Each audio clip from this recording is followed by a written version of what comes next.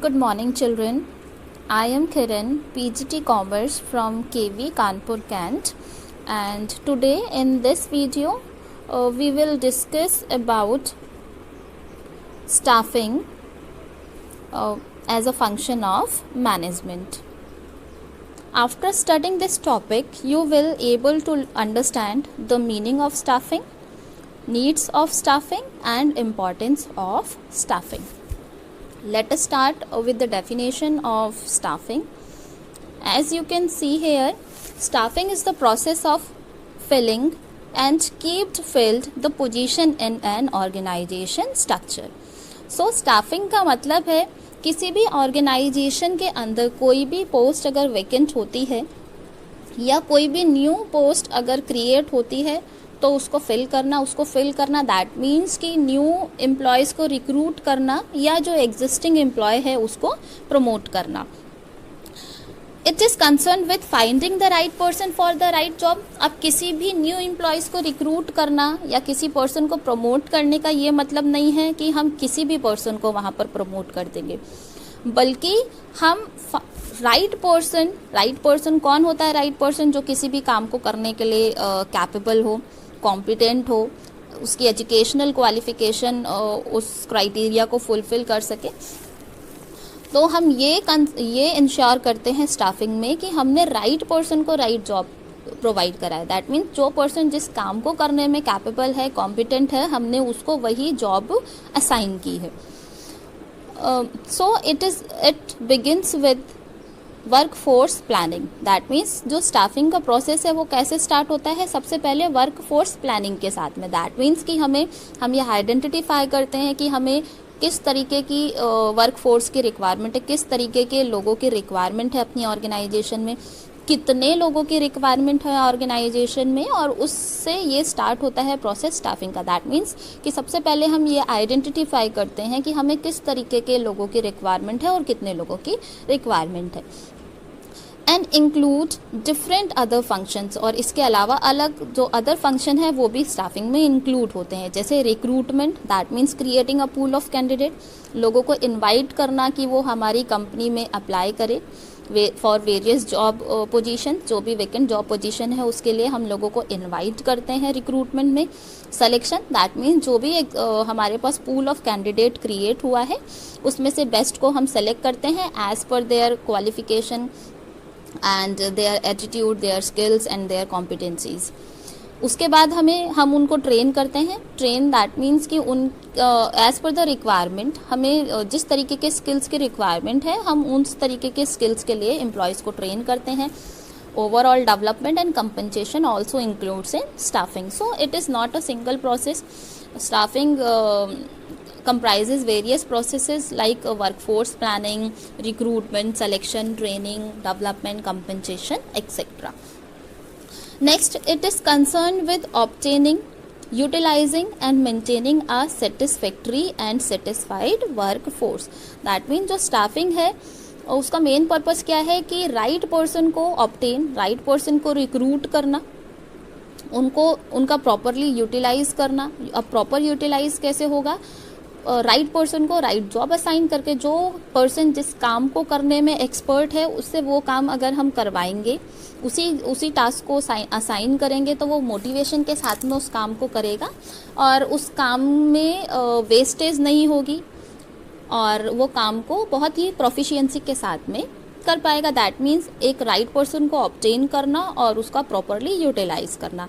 And maintaining a satisfactory and satisfied workforce. अब satisfactory workforce का मतलब जितने लोगों की रिक्वायरमेंट है ऑर्गेनाइजेशन में उतने ही लोग होने चाहिए, ना ही तो ओवर स्टाफिंग हो. दैट मीन्स 5 लोगों की ज़रूरत है तो 7 लोगों को एक काम असाइन किया हुआ, ऐसा नहीं होना चाहिए, और ना ही वो अंडर स्टाफिंग होना चाहिए. दैट मीन्स 5 लोगों की रिक्वायरमेंट थी किसी टास्क को कंप्लीट करने के लिए और हमने वो काम सिर्फ 2 लोगों को दिया है, तब भी वो एक गुड स्टाफिंग का पॉइंट, गुड स्टाफिंग कंसिडर नहीं की जाएगी, क्योंकि अगर ओवर बर्डन ऑफ स्टाफिंग होगा, मतलब कि ओवर स्टाफिंग होगा, अगर ज़्यादा लोग होंगे किसी भी काम को करने के लिए, तो हम fuller utilisation of resources, fuller utilisation of human resource नहीं करेंगे।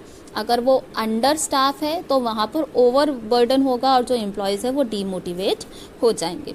Next, staffing recognizes the importance of every single person employed in an organization, as it is the individual worker who is the ultimate performer।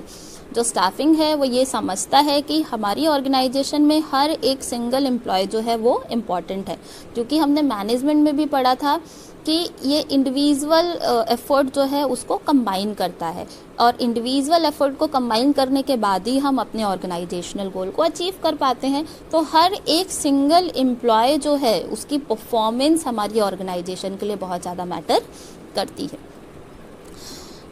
Now let us talk about the applicability of the staffing in new firm and existing firm. So in new firm, the staffing function follows the planning and organizing function। किसी भी new organisation के अंदर सबसे पहले हम plan करते हैं, plan के अकॉर्डिंग हम अपनी ऑर्गेनाइजेशन स्ट्रक्चर को डिसाइड करते हैं, और उसके बाद ही हम स्टाफिंग करते हैं कि हमें वहाँ पर कितने लोगों की ज़रूरत है। So after deciding what is to be done and how it is to be done, that means planning करने के बाद में, and after creation of organisational structure, अब प्लानिंग में हमने ये डिसाइड किया कि हमें क्या काम करना है और कैसे करना है, ऑर्गेनाइजेशन में हमने ये डिसाइड किया कि हमारा ऑर्गेनाइजेशनल स्ट्रक्चर कैसा होगा। इसके बाद में management is in a position to know the human resources requirement of the enterprises at different level. उसके बाद में कोई भी मैनेजर जो है वो ये आइडेंटिफाई करने में कैपेबल होता है कि हमारी ऑर्गेनाइजेशन में कितने लोगों की रिक्वायरमेंट है, और जहाँ पर हमें ये पता चला कि हमारी ऑर्गेनाइजेशन में कितने लोगों की रिक्वायरमेंट है, स्टाफिंग फंक्शन जो है वो स्टार्ट हो जाता है। Once the number and type of personnel to be selected is determined, management starts with the activities relating to the recruitment, selection and training of a people. और जैसे ही हमने वर्क फोर्स प्लानिंग करा, that means हमें कितने लोगों की ज़रूरत है, हमने जैसे ही आइडेंटिफाई किया, रिक्रूटमेंट, सिलेक्शन एंड ट्रेनिंग जो है उसके प्रोसेस स्टार्ट हो जाते हैं। Now let us talk about the need of staffing. Why we required staffing in an organisation. First, rapid advancement of technology. जैसे जैसे हमारी टेक्नोलॉजी इम्प्रूव हो रही है, चेंज हो रही है, वैसे वैसे हमारी स्टाफिंग की रिक्वायरमेंट भी इम्प्रूव हो रही है। क्यों? क्योंकि नई टेक्नोलॉजी के साथ में लोगों को अवेयर कराने के लिए, उनको उसके साथ फेमिलियर कराने के लिए हमें ट्रेनिंग की रिक्वायरमेंट पड़ती है, और जो ट्रेनिंग का प्रोसेस है it comes under staffing. Next, increasing size of organisation. जैसे जैसे ऑर्गेनाइजेशन का साइज इंक्रीज हो रहा है वैसे वैसे हमें स्टाफिंग की रिक्वायरमेंट भी ज़्यादा हो रही है, क्योंकि वो बहुत ज़्यादा कॉम्प्लेक्स होता जा रहा है। तो उस कॉम्प्लेक्सिटी को अंडरस्टैंड करने के लिए we required staffing. And next is complicated of the human behaviour. और जो ह्यूमन बिहेवियर है वो बहुत ज़्यादा कॉम्प्लिकेटेड है। ज़रूरी नहीं है कि हर पर्सन सेम सिचुएशन में एक ही तरह रिएक्ट करे या बिहेव करे, तो उसको भी मेंटेन करने के लिए, उन एक सेटिस्फैक्ट्री और सेटिस्फाई वर्क फोर्स को मेंटेन करने के लिए भी we required staffing. Now let us talk about the importance of staffing.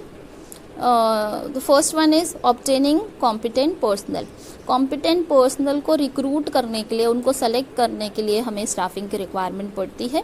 It help in discovering and obtaining competent personal for various job. Staffing help करता है अलग अलग जॉब पोजीशन के लिए हम एक कॉम्पिटेंट पर्सन को रिक्रूट करें। कैसे? Through various selection process. जो भी आपका सिलेक्शन का अलग अलग प्रोसेस है उसके थ्रू हम ये आइडेंटिफाई कर पाते हैं कि कौन पर्सन किस जॉब पोजीशन के लिए सबसे ज़्यादा सुटेबल रहेगा। Next, for the higher performance, it ensure high performance by putting right person on the right job। अगर हम सही पर्सन, एक कॉम्पिटेंट पर्सन को, जो पर्सन जिस काम को करने के लिए कैपेबल है, अगर हम उसे वही जॉब असाइन करते हैं तो वो मोटिवेटेड रहेगा, उसका जो मोरल है वो बूस्टअप रहेगा, जिसकी वजह से वो एक अच्छी परफॉर्मेंस ऑर्गेनाइजेशन को दे पाएगा। नेक्स्ट है for the continuous survival and growth. किसी भी ऑर्गेनाइजेशन के लिए सर्वाइव और ग्रो करना जो है वो बहुत ज़्यादा इंपॉर्टेंट है। और वो कैसे कर सकता है? Human beings are the most important resources of a of any organisation. किसी भी ऑर्गेनाइजेशन के लिए जो ह्यूमन रिसोर्स है वो सबसे ज़्यादा इम्पॉर्टेंट रिसोर्सेज है, क्योंकि एक्चुअली जो वर्क परफॉर्म कर रहे हैं वो ह्यूमन रिसोर्स ही करता है। अगर हम राइट पर्सन को राइट जॉब असाइन करेंगे तो वो मोटिवेटेड रहेंगे, उनका जो मॉरल है वो हाई रहेगा, जिसकी वजह से हमारी ऑर्गेनाइजेशन अपने जो टारगेट्स है, अपने जो गोल है उसको अचीव कर पाएगी, और in that way it help in continue survival and growth of the firm. Next is optimum utilisation of human resources. जो स्टाफिंग है ये इंश्योर करता है कि हमारी जो ऑर्गेनाइजेशन है उसके अंदर हम अपने एम्प्लॉयज़ ह्यूमन रिसोर्सेज जो है उसको प्रॉपरली यूटिलाइज करें। हाउ, मतलब कैसे? By finding the right person for the right job. एक सही पर्सन को राइट जॉब के लिए फाइंड करके, साथ ही साथ स्टाफिंग जो है वो ये इंश्योर करता है कि किसी भी ऑर्गेनाइजेशन में ओवर स्टाफिंग या अंडर स्टाफिंग ना हो, क्योंकि अगर ओवर स्टाफिंग होगा तो हम अपने जो ह्यूमन रिसोर्सेज है उसको प्रॉपरली यूटिलाइज नहीं कर पाएंगे। हम utilisation of human resources will be underutilisation, हम उसका प्रॉपर फुलर यूटिलाइजेशन नहीं कर पाएंगे। दूसरा, एट द सेम टाइम अगर अंडर स्टाफिंग हुआ किसी भी ऑर्गेनाइजेशन में, दैट मीन्स ज़्यादा लोगों की ज़रूरत है और कम लोग हैं, तो उस टाइम पर जो भी एम्प्लॉयज़ हैं वो डीमोटिवेटेड रहेंगे, उनको बहुत ज़्यादा वर्क करना पड़ेगा, हम अपने ऑर्गेनाइजेशनल टास्क जो है उसको अचीव नहीं कर पाएंगे। Next, it help in improves the job satisfaction and morale of the employ.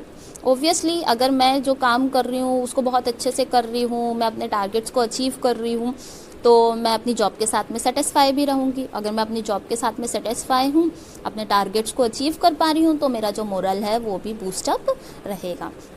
Here are few questions which you have to do, and this is the end of this video.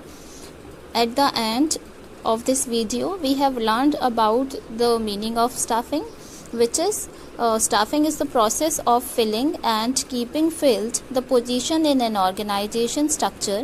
It is concerned with finding the right person for the right job.